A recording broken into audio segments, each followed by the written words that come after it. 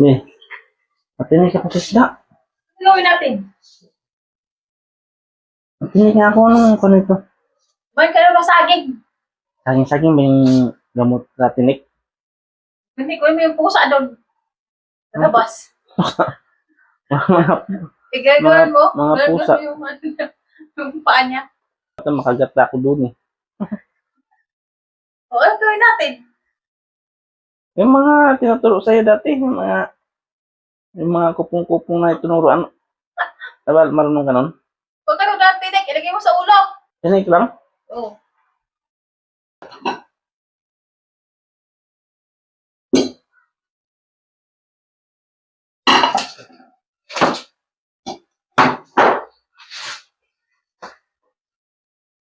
Hmm. Hoy, ano ang ganyan? Ilagay mo sa ulo mo.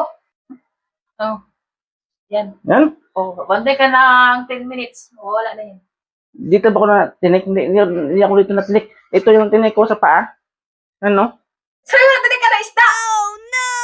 Ito nga sa paa, hindi sa ulo. Dito sa paa, matinik. Ay, biscuit ka.